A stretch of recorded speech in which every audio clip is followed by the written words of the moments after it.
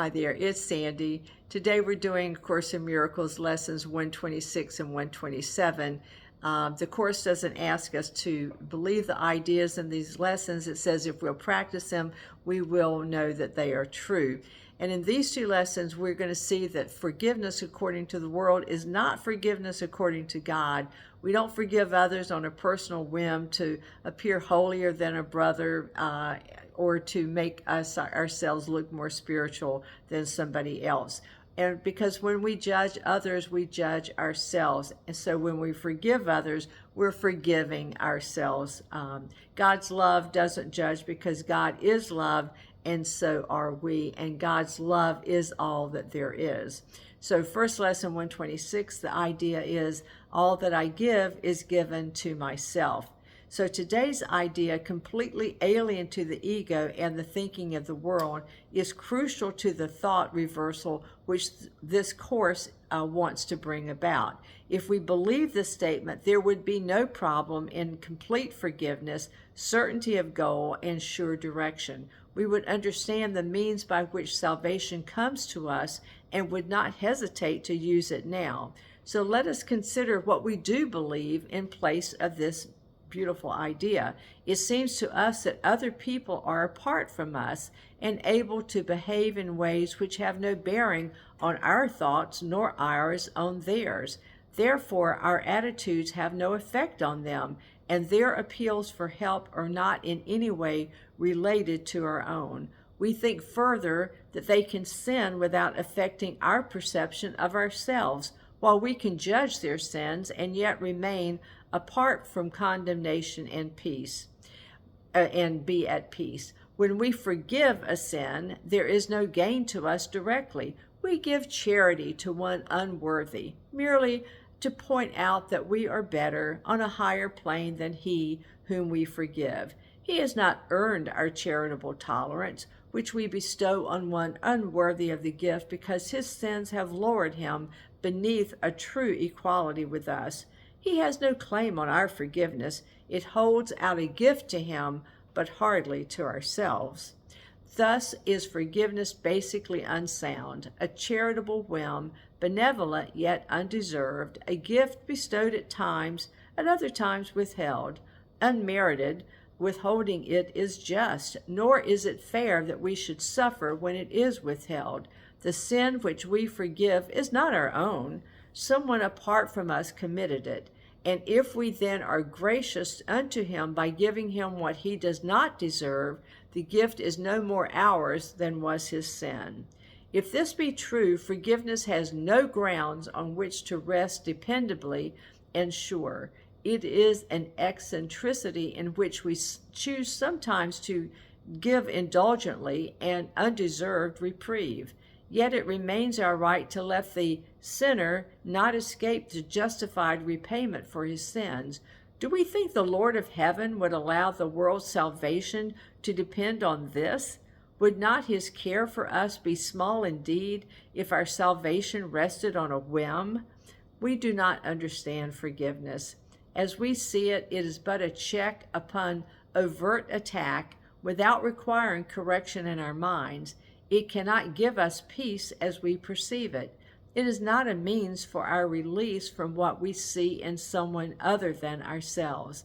It has no power to restore our unity with him to our awareness. It is not what God intended it to be for us.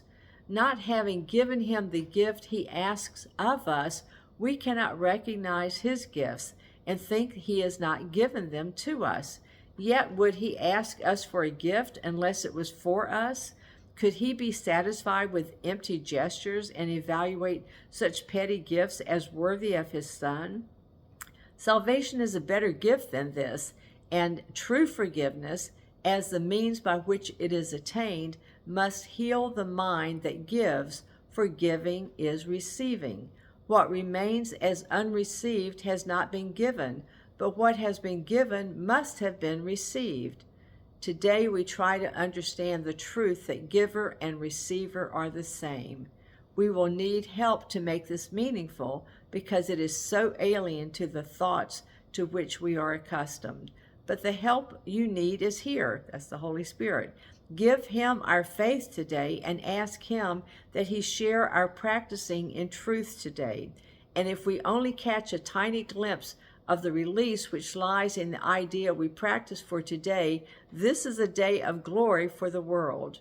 Give 15 minutes twice today to the attempt to understand today's idea. It is the thought by which forgiveness takes its proper place in your priorities.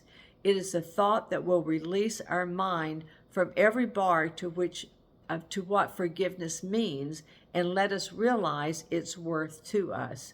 In silence, close our eyes upon the world which does not understand forgiveness and seek sanctuary in the quiet place where thoughts are changed and false ideas laid by. Repeat today's idea and ask for help in understanding what it really means. Be willing to be taught. Be glad to hear the voice of truth and healing speak to us, and we will understand the words he speaks and recognize he speaks our words to us. As often as we can, remind ourselves we have a goal today, an aim which makes this day of special value to ourselves and all our brothers. Do not let our minds forget this goal for long, but tell ourselves this: all that I give is given to myself. The help I need to learn that this is true is with me now, and I will trust him.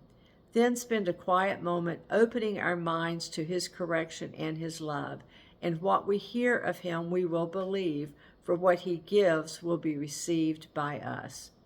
Lesson 126, there is no love but God's. Perhaps we think that different kinds of love are possible. Perhaps we think there is a kind of love for this, a kind for that, a way of loving one, another way of loving still another.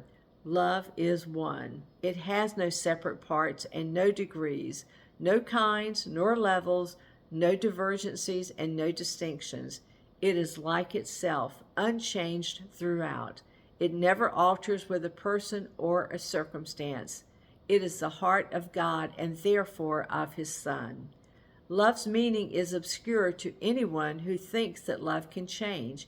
He does not see that changing love must be impossible, and thus he thinks that he can love at times and hate at other times. He also thinks that love can be bestowed on one and yet remain itself, although it is withheld from others. To believe these things of love is not to understand it. If it could make such distinctions, it would have to judge between the righteous and the sinner and perceive the Son of God in separate parts. Love cannot judge. As it is one itself, it looks on all as one. Its meaning lies in oneness, and it must elude the mind that thinks of it as partial or in part. There is no love but God's, and all of love is his.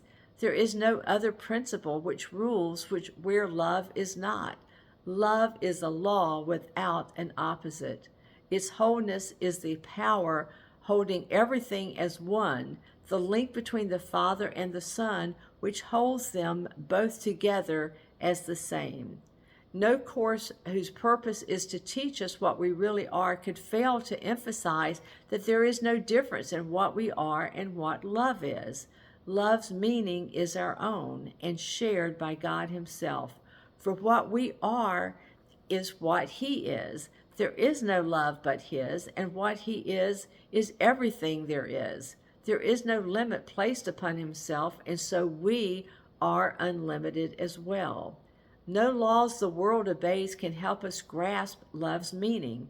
What the world believes was made to hide love's meaning and to keep it dark and secret. There is not one principle the world upholds but violates the truth of what love is and what we are as well. Seek not within the world to find our higher self. Love is not found in darkness and in death. Yet is it perfectly apparent to the eyes that see and ears that hear its voice. So today we practice making free our minds of all the laws we think we must obey, of all the limits under which we live, and all the changes which we think are part of human destiny. Today we take the largest single step this course requests in our advance towards its established goal. If we achieve the faintest glimmering of what love means today, we have advanced in distance without measure and in time beyond the count of years to our release. Let us together then be glad to give some time to God today and understand there is no better use of time than this. For 15 minutes twice today, escape from every law in which we now believe. Open our minds and rest. The world that seems to hold us prisoner can be escaped by anyone who does not hold it dear. Withdraw all value we have placed upon its meager offerings and senseless gifts, and let the gift of God replace them all. Call to our Father, certain that his voice will answer. He himself has promised this, and he himself will place a spark of truth within our minds wherever we give up a false belief, a dark illusion of our own reality and what love means. He will shine through our idle thoughts today and help us understand the truth of love. In loving gentleness, he will abide with us as we allow his voice to teach love's meaning to our clean and open mind, and he will bless the lesson with his love. Today, the legion of the future years of waiting for salvation disappears before the timelessness of what we learn. Let us give thanks today we are spared a future like the past. Today we leave the past behind us, never more to be remembered, and we raise our eyes upon a different present where a future dawns unlike the past in every attribute. The world in infancy is newly born, and we will watch it grow in health and strength to shed its blessing upon all who come to learn to cast aside the world they thought was made in hate to be love's enemy. Now are they all made free along with us. Now are they all our brothers in God's love. We will remember them throughout the day because we cannot leave a part of us outside our love if we would know our higher self. So at least 3 times an hour, think of one who makes the journey with you and who came to learn what you must learn. And if he comes to mind, give him this message from your higher self. I bless you, brother, with the love of God which I would share with you, for I would learn the joyous lesson that there is no love but God's, and yours and mine and everyone's. I hope you enjoyed these 2 lessons. Next time we'll start with lesson 128. God bless. Bye-bye.